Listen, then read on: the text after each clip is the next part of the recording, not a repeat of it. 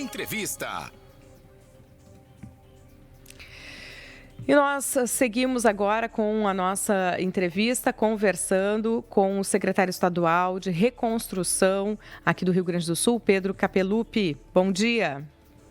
Bom dia, Sabrina. Bom dia, Ledur. Bom dia, ouvintes da Mix. Um prazer sempre falar com vocês. Eu queria começar trazendo uma questão que foi bastante discutida e repercutida nessa quinta-feira, que foi uma entrevista à Bloomberg News do secretário do Tesouro, Rogério Seron, falando sobre que parte de créditos extraordinários que ficam excluídos da meta fiscal desse ano seriam cancelados. E aí se gerou o temor aqui no Rio Grande do Sul de que fossem prejudicados a verba destinada à reconstrução. Gerou preocupação e gerou, inclusive, reação do governo do estado e de todos nós, na verdade, que estamos apreensivos em relação aos recursos federais também na reconstrução do estado. Depois veio a palavra do ministro da Comunicação Social, Paulo Pimenta, que até pouco era o responsável pela Secretaria Extraordinária de Apoio e Reconstrução pelo Governo Federal, de que tais cortes não atingem os projetos do Rio Grande do Sul.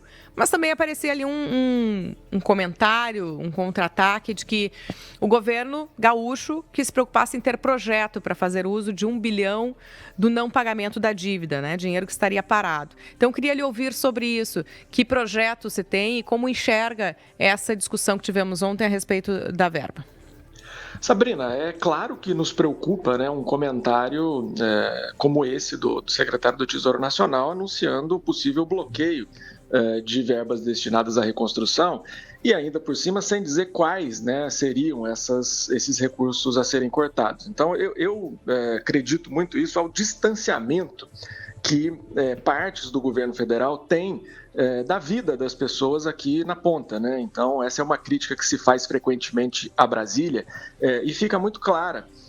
E fica muito claro o motivo, quando o Ministério da Fazenda, quando o Tesouro Nacional, lá dentro dos seus gabinetes, olham para números e falam com uma imprensa especializada em política fiscal, eles não estão olhando de fato para as pessoas, para quem está aqui e teve a sua vida afetada, quem perdeu o seu emprego, quem teve os seus bens levados pelas enchentes. Então nós temos que tratar com muita sensibilidade, com muita responsabilidade esse tipo de anúncio. Claro que a preocupação fiscal e a administração das contas públicas é um valor que nós temos que defender também todos juntos.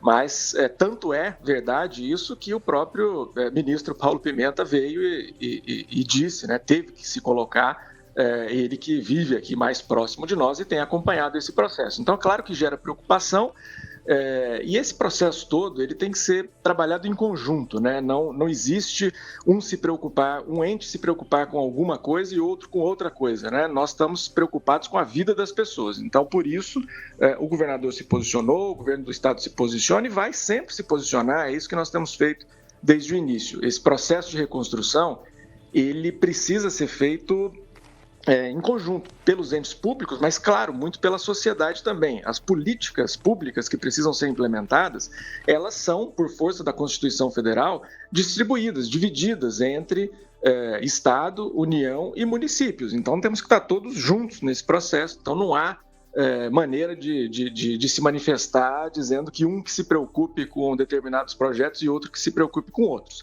No nosso caso aqui, o governo do estado, de fato, tem um volume de recursos projetado para os próximos anos para a reconstrução, que é proveniente da postergação do pagamento da dívida que o Estado tem com a União, que vai sendo acumulado mensalmente. Até hoje nós já temos ali cerca de 800 milhões que poderão ser usados para a reconstrução e já aprovamos nesse processo projetos no valor de 1 bilhão e 100 milhões de reais que serão executados com esse recurso. Enviamos também na semana passada o plano de investimento para o Ministério da Fazenda, que é uma exigência legal para que a gente possa dizer onde esses recursos, os 14 bilhões projetados, serão gastos, e claro, isso vai ser feito ao longo desse período, que não está restrito aos 2 anos, aos 3 anos de postergação da dívida. Tem alguns projetos aqui que têm uma maturidade maior, mas é importante dizer que nós estamos trabalhando ativamente na elaboração desses projetos. Então, dentro desse 1 bilhão e 100 milhões de reais que nós já aprovamos para execução com esses fundos, eu vou citar aqui alguns dos projetos mais... todos são muito importantes, mas vou citar aqui, né, os maiores, né? Já aprovamos, por exemplo, uma política de desassoreamento de pequenos rios e córregos, né, em parceria com os municípios, no valor de R$300 milhões. A Secretaria de Desenvolvimento Urbano está recebendo os projetos que são apresentados pelos municípios para que esse trabalho de desassoreamento de pequenos rios e córregos seja feito com a maior brevidade possível. Isso deve ser feito ao longo do ano de 2025, com a contratação de máquinas, equipamentos, para que os municípios possam reduzir o volume de sedimentos, né, que foi acumulado nesse período de chuvas intensas. Também aprovamos um projeto de reestruturação das nossas forças de segurança com a aquisição, por exemplo, de aeronaves, de helicópteros que estarão disponíveis para fazer, eventualmente, o apoio, o resgate de pessoas.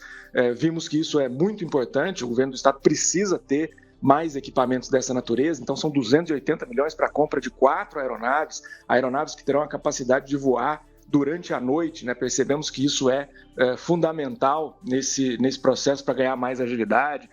Aprovamos também a compra de radares meteorológicos, então são R$135 milhões que serão usados para a compra de 4 novos radares meteorológicos que vão se juntar à nossa rede de radares existente para que a gente possa, né, como vocês comentavam anteriormente sobre a Flórida, que a gente possa ter uma capacidade preditiva para poder saber antes qual é o impacto, né, que eventos climáticos vão ter, para a gente poder direcionar a nossa população para locais de segurança, para abrigos, enfim, né, todo esse processo de saber lidar com esses eventos climáticos extremos, ele envolve uma série de medidas e de maneira mais ampla, né, depende de uma mudança cultural, Sabrina, Leduri e ouvintes da Mix. Nós temos que fazer com que isso, né, estamos trabalhando junto com a Secretaria de Educação também e com a Defesa Civil, para que isso se torne, para que esses procedimentos se tornem uma rotina na educação das nossas crianças também, né?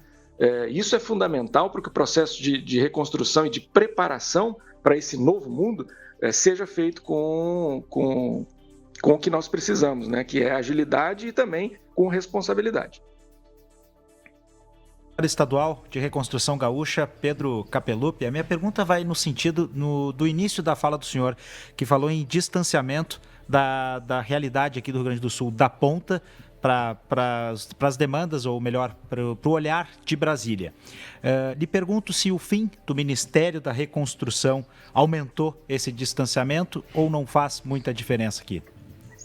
Não acho que faça diferença, Ledura. Eu acho que a proximidade, o governo federal tem uma grande quantidade de ministérios finalísticos que sempre atuam, né, olhando para suas políticas públicas. E nós temos um relacionamento muito positivo com todos esses ministérios, com o Ministério da Integração e Desenvolvimento Regional, com o Ministério das Cidades, o Ministério dos Transportes. Então, essa relação ela é feita de maneira muito tranquila e técnica. Então, não ter um ministério específico não é o que garante a proximidade. O que garante a proximidade é a responsabilidade, a sensibilidade. E aí eu digo isso com muita tranquilidade, porque eu trabalhei grande parte da minha vida em Brasília, eu sou servidor do Tesouro Nacional. Então, eu entendo como é que é a cabeça das pessoas olhando ali para dentro de uma planilha. É difícil, de fato, né? As pessoas ficam ali concentradas num mundo que é o mundo do papel, que é o mundo de uma planilha de Excel. Quando você vem para a realidade, quando você vem para olhar no olho das pessoas, é diferente. Então, nós temos que colocar isso na cabeça das pessoas e principalmente daqueles ministérios centrais que tratam da distribuição dos recursos. Então, é o Ministério da Fazenda, é o Ministério do Planejamento. Então, essa sensibilidade, ela precisa ser feita, essa sensibilização, ela precisa ser feita de maneira constante. Então, esse distanciamento, para mim, ele tem muito a ver com a característica do trabalho implementado ali no núcleo de governo em Brasília. Os ministérios setoriais, de fato, eles têm uma preocupação e eles estão olhando para as políticas públicas, mas para isso eles precisam de dinheiro, eles precisam de recursos para poder executar aquilo que precisa ser feito. Agora, secretário estadual da Reconstrução Gaúcha, Pedro Capelupi, quando o senhor fala isso, de olhar para as pessoas, né, ter essa proximidade, sair dos números, humanizar essa situação, que é o que a gente está comentando. Uma das situações mais urgentes e sensíveis é a questão da moradia. Nós vamos chegar a 5 meses pós-inundação de maio, falando aqui no nosso entorno de Porto Alegre, e das destruições e enxurradas em outras regiões do Rio Grande do Sul. Temos mais uma entrega agora, né, de 80 casas provisórias para o município de Estrela, tirando então o total das pessoas dos abrigos. Mas qual é a perspectiva de mobilização e de entrega nesse setor de habitação e de aprendizado com o que aconteceu aqui para que seja mais célere, né? Porque 5 meses para dentro do gabinete e para a planilha talvez seja aceitável, mas para quem está vivenciando essa rotina, não. Exatamente, Sabrina. E o aprendizado ele tem sido constante desde os últimos eventos do ano passado, né, do ano retrasado. Esse processo ele vem sendo aprimorado e para que a gente identifique onde estão, né, os gargalos para que a gente consiga entregar com mais rapidez. Nesse caso específico, você vê que as casas provisórias no Vale do Taquari elas vêm sendo entregues. É claro que 5 meses é muito para a vida, né, de quem está ali com as suas famílias fora de suas casas. Mas existe um desafio muito grande que tentamos superar em conjunto com os municípios, principalmente, né, que é a identificação de locais onde essas habitações possam ser construídas. Esse tem sido o maior desafio. O governo do estado preparou, né, trabalhou muito com a informação também, com a tecnologia da informação, para a identificação de áreas no mapa único do Plano Rio Grande, desenvolvido pela Secretaria de Planejamento, Governança e Gestão aqui, para poder dar essa maior capacidade, maior celeridade na identificação desses locais para construção de casas. E aí também trabalhamos muito com mecanismos de contratação mais ágeis, atas de registro de preço que possam já permitir que todo o trabalho seja feito, né, desde a identificação, porque uma vez identificado o terreno, tem que ser feita a preparação do terreno. Então, isso tem que ser trabalhado numa série de ações concatenadas. Então, o governo do estado trabalhou e hoje já tem disponíveis atas de registro de preço que permitem o início dessas etapas de trabalho de maneira mais célere. Por isso, essas casas começam a ser entregues e aí passaremos a estar mais preparados para, caso aconteçam outras situações como essa, né, que são frequentes, consigamos já ter um processo de identificação dos terrenos e o início desses trabalhos. Então, a partir desse momento, as casas começam a ser entregues, temos uma perspectiva de entregar ainda muitas casas até o final do ano. Os trabalhos de preparação dos terrenos seguem sendo feitos pelos municípios, né, em parceria com o estado. Agora, temos que trabalhar muito também, Sabrina, Ledura e ouvintes, com a melhoria dos abrigos, que eventualmente são provisórios também, né? A criação dos centros humanitários de acolhimento aqui em Porto Alegre, em Canoas, eles são muito úteis nesse sentido, porque eles dão dignidade às pessoas enquanto elas puderem ficar ali. Veja que na região metropolitana, a forma de entregar moradias para as pessoas é diferente do Vale do Taquari. Aqui, nós temos casas, apartamentos, enfim, residências disponíveis para compra. O governo federal tem feito esse processo de aquisição de moradias já prontas para que essas famílias possam, né, comprar uma nova casa e se mudarem. Mas é claro que esse processo também tem uma burocracia que nós temos tentado ajudar o governo federal em parceria com os municípios também, para agilizar a identificação dessas famílias e toda a burocracia envolvida ali para fazer a compra desses imóveis, né? A checagem dos cadastros, dos bancos de dados. O governo do estado avançou muito, Sabrina, nesse processo do final do mês de abril e começo do mês de maio, na melhoria da qualidade das informações dos bancos de dados e da aplicação disso para as políticas públicas. Então veja que o programa Volta por Cima, por meio do cartão cidadão, já conseguiu transferir de maneira muito rápida recursos para as famílias, enquanto outros programas acabaram sofrendo um pouco mais lentidão para que o cruzamento desses bancos de dados fossem feitos. Então, esse trabalho da ciência da informação, da digitalização, enfim, ele é muito importante também nesse processo, que envolve um número muito grande de famílias atingidas, né? E esse evento nos mostrou isso. Então, é um trabalho muito amplo, em muitas frentes, que precisa ser realizado. Sim, o senhor tocou em 2 pontos que são fundamentais, que é as coisas andam mais rápido quando as 3 esferas de poder colaboram para que isso aconteça e os aprendizados que fiquem, né, para criação de protocolos, cruzamento de dados para ocorrências futuras, se assim for. Secretário, a minha pergunta será a mesma que eu fiz para o ministro da Construção, o Paulo Pimenta. Que avaliação, que nota o senhor daria para o governo do Estado dentro desse trabalho de reconstrução do Rio Grande do Sul? Claro que ainda está em andamento, mas de 0 a 10, que nota o senhor daria? Eu daria uma nota 8, Ledur, porque é claro que nós temos feito um esforço muito grande, é uma nota positiva, muito positiva, mas é claro que nós temos que avançar muito em muitas áreas ainda, né? A população certamente não enxergaria uma nota 10 e nem nós.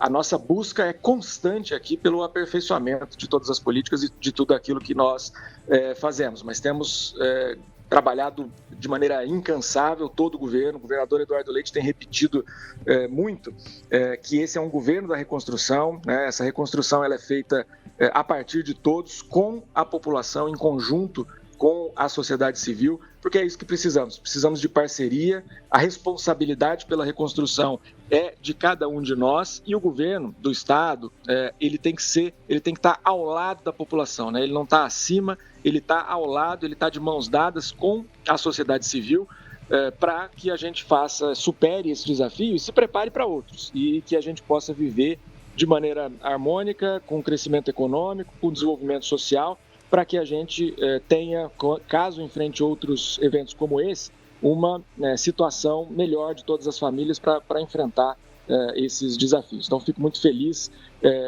com a atuação que temos tido, mas, claro, sempre com uma cobrança intensa do governador Eduardo Leite e nossa também, né? Porque cada um de nós que trabalha ali quer ver o seu trabalho bem feito e quer ver as pessoas também voltando à sua vida normal, né? Quem escolhe ser servidor público tem isso e tem que ter isso, né? Tem que ter essa ligação, tem que ter essa vontade de melhorar a vida das pessoas.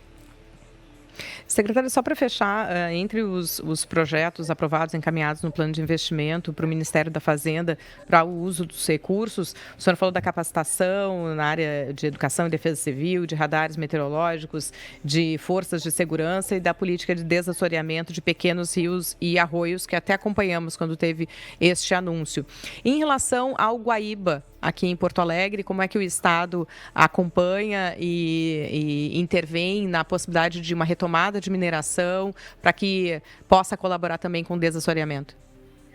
Bom, Sabrina, esse é um assunto importantíssimo, né? E tem sido tratado de maneira muito técnica. Nós temos também uma contratação em curso, e aí o governo federal também tem um papel importante, porque temos grandes rios, acabam sendo, né, de responsabilidade ali os canais de navegação do governo federal, mas estamos trabalhando para contratar a batimetria, que é para justamente fazer o levantamento dos sedimentos que estão acumulados ali dentro dos rios. Vamos fazer isso para todos os rios do estado.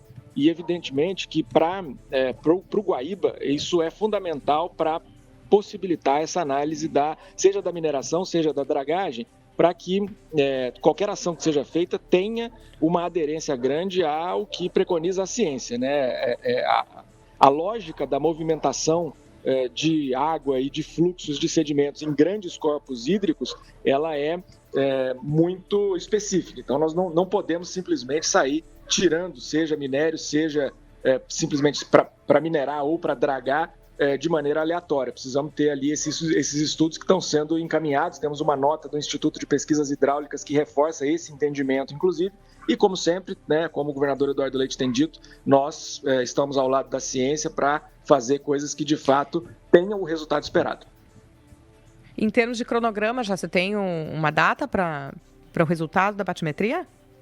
A batimetria ela vai ser contratada nas próximas semanas, muito provavelmente ao final do mês de outubro, começo do mês de novembro, e ela tem um prazo de execução para todo o conjunto de 12 meses, mas é claro que nós vamos priorizar aquelas áreas que têm um maior impacto nas pessoas. Então é claro que Guaíba está ali no início desse cronograma para que a gente possa, o mais rápido possível, ter esses resultados e aí tomar as decisões e encaminhar aquilo que o estudo determinar.